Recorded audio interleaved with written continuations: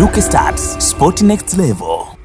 Rais wa Jamhuri ya Muungano wa Tanzania, Dr. Samia Suluhu Hassan, leo hii alikutana na viongozi wa klabu kongwe nchini. Ndio, klabu mbili kubwa ambazo ni Yanga na wenzao wekundu wa Msimbazi Simba. Alikutana nao kule Ikulu Chamwino jijini Dodoma, ambapo alifanya mazungumzo nao. Bila shaka ni mazungumzo ambayo yalikuwa ni katika kuhakikisha mwenendo wa mpira wa miguu unakuwa chanya kwa taifa. Ni kwa sababu klabu hizi ndizo ambazo kwa kiasi kikubwa zimekuwa mstari wa mbele katika kuwakilisha nchi kimataifa. Mpaka sasa kwa msimu huu wa 2024 2025 Simba na Yanga ndizo ambazo tayari zimeshajihakikishia tiketi ya kuwakilisha nchi katika michuano ya ligi ya mabingwa barani Afrika, CAF Champions League.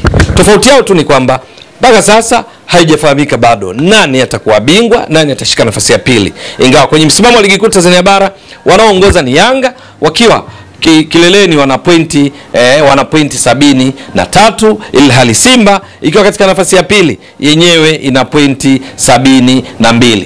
Lakini timu nyingine katika msimamo wa ligi kuu Tanzania bara kwa maana ya Azam inashika nafasi ya 3, Singida Black Stars nafasi ya 4, Tabora United nafasi ya 5 na nyinginezo kama JKT Tanzania, Dodoma Jiji, hata zikishinda mechi zao zote zilizobaki haziwezi kufikia pointi hizi ambazo Simba na Yanga wameshazifikia. Kwa sababu hiyo ni wao ndio tutakaowakilisha nchi, watakaopeperusha bendera ya Tanzania katika michuano ya ligi ya mabingwa barani Afrika kwa msimu 2025-26 ambao msimu mpya kwa kawaida kwa kalenda ya CAF huanza mwezi wa 8, yani takriban miezi miwili tu ijayo. Sasa kwenye kikao hicho kwa vyovyote vile Yanga, Simba watakuwa wamepata mzuka mpya, hamasa mpya ya kuhakikisha wanakwenda kufanya vizuri katika michuano hiyo ya ligi ya mabingwa barani Afrika 2025-26. Kwamba ikibidi wafike mbali zaidi ya pale ambapo wamekuwa wakiishia karibu kila mara. Ndio, inakumbukwa vizuri kwamba Rais Dr. Samia Suluhu Hassan amekuwa muungaji mkono mkubwa wa shughuli za michezo nchini. Bila shaka akitekeleza vyema ilani ya chama chake, Chama cha Mapinduzi, ya mwaka 2020-2025 ambayo ndani yake inahimiza juu ya wajibu wa serikali kuunga mkono shughuli za michezo ili kuwapa burudani wa Tanzania,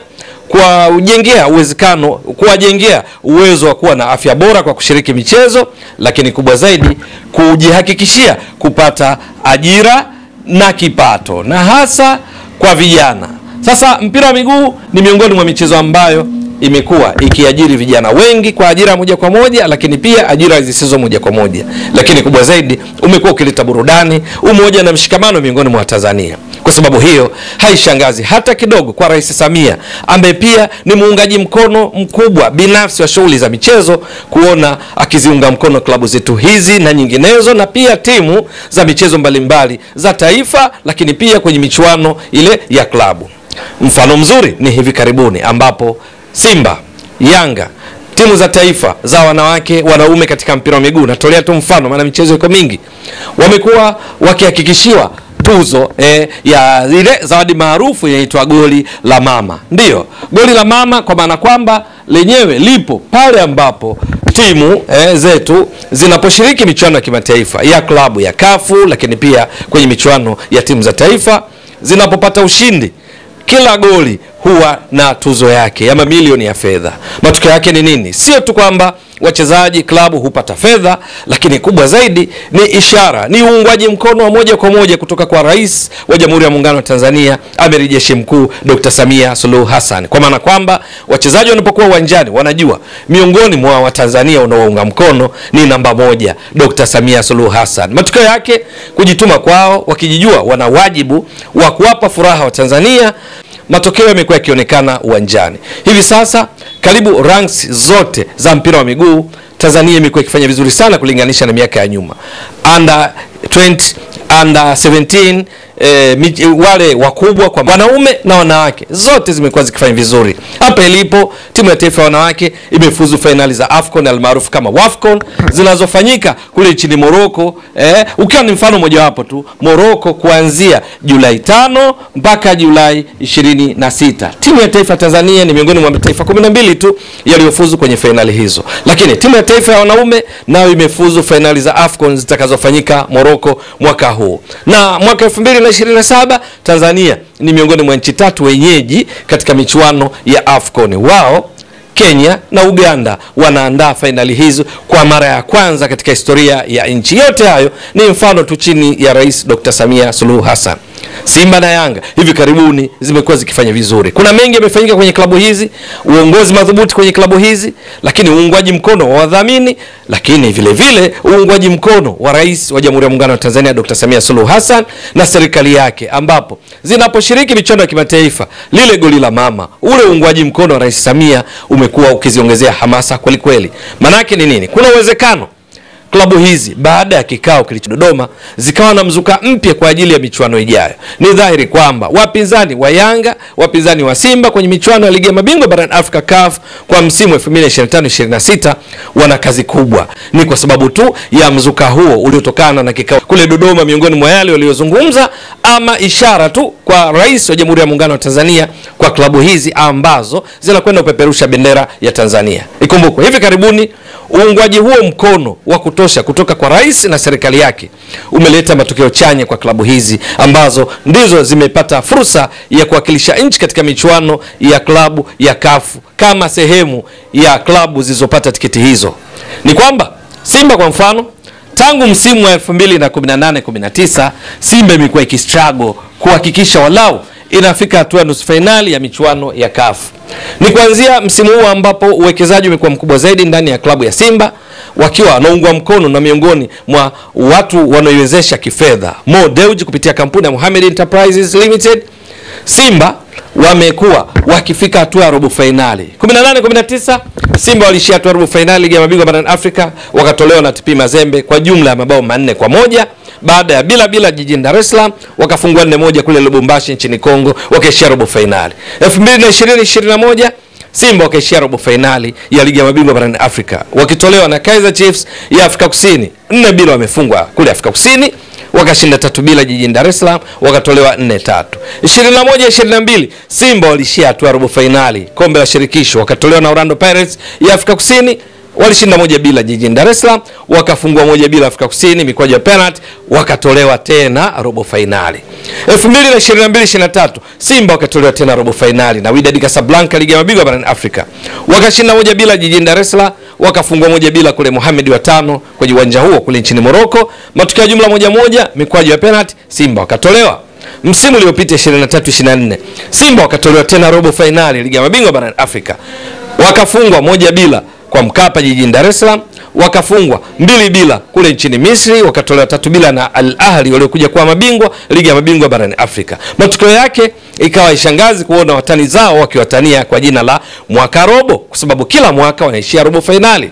Lakini msimu huu wa 2024-25 Simba ikiungwa mkono na Watanzania akiwemo Rais Samia Suluhu Hassan, kocha mzuri Fadu Davis na benchi lao la ufundi, uongozi thabiti wa Wekundu wa Msimbazi Simba chini ya rais wao heshima Mo Dewji, lakini Murtaza Mangungu mwenyekiti wa klabu, wakafika Simba finali hatimaye mwaka huu ya kombe la shirikisho barani Afrika ambalo walicheza dhidi ya RS Berkane ya Morocco, lakini wakafungwa 3-1 na kulikosa kombe, ila wamefika finali.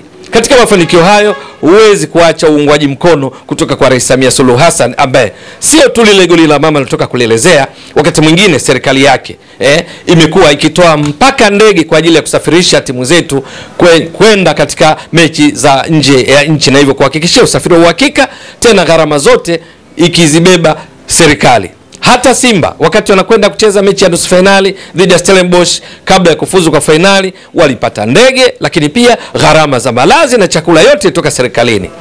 Lakini Yanga nao wamekuwa wakifanya vizuri kwa muda mrefu. Yanga tangu mwaka 1998 Yanga ndipo walikuwa wamefika hatua ya makundi Ligi ya Mabingwa barani Afrika. Lakini hivi karibuni uongozi thabiti chini ya Rais Engineer Hersi Said, rais wa Yanga, makamu wake Arafat Haji, CEO Mtine, lakini kamati tendaji ya Yanga kwa ujumla na uungwaji mkono wa serikali kupitia kwa Rais Dr. Samia Suluhu Hassan, Yanga imekuwa ikifanya vizuri hivi karibuni katika michuano ya CAF kwa mfululizo. Msimu wa 2022-23 Yanga ilifika finali kombe la shirikisho barani Afrika ikiwa imecheza dhidi ya USM Alger, ilifungwa kwa Mkapa 2-1, ikienda Algeria ikashinda 1-0, matokeo jumla 2-2, wakapoteza ubingwa, nafasi ya kutoa ubingwa kwa sababu tu ya faida ya bao la ugenini walioipata USM Alger. 23-24 wakafika robo finali ligi ya mabingwa barani Afrika wakicheza dhidi ya Mamelodi Sundowns 0-0 kwa Mkapa, 0-0 kule uwanja Loftus Pretoria nchini Afrika Kusini. Matokeo jumla 0-0 yakafanya kwenye mikojo ya penalty, Yanga ikatolewa kwa penalty na Mamelodi Sundowns. Msimu huu Yanga kama nyingine tena walifika hatua ya makundi kwenye kundi lao la A wakiwa na Al Hilal Omdurman ya Sudan, lakini wakiwa na MC Alger Algeria, TP Mazembe ya Jamhuri ya Kidemokrasia ya Kongo. Yanga kamaliza katika nafasi ya 3.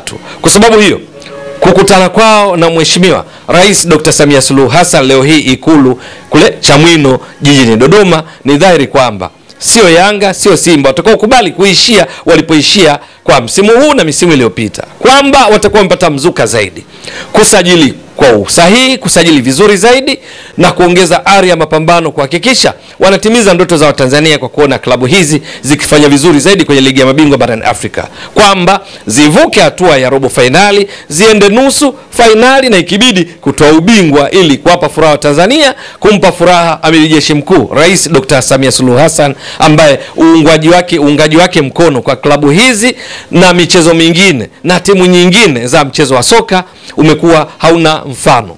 Kilichobaki sasa ni kuona, je, baada ya kikao hiki na Mheshimiwa Rais, Yanga, Simba watafanya nini katika michuano ya ligi ya mabingwa barani Afrika msimu wa 2025-26? Lakini ni dhahiri kwamba kwa wapinzani wa Yanga, wapinzani wa Simba kazi wanayo, kwa sababu wanakwenda kukutana timu ambazo zimeongeza mzuka wa kufanya vizuri katika kupeperusha vyema bendera ya Tanzania kwenye michuano ya CAF.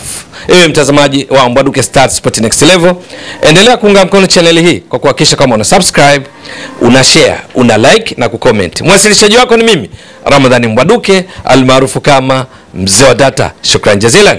Bye bye. Mbwaduke Stats Sport Next Level.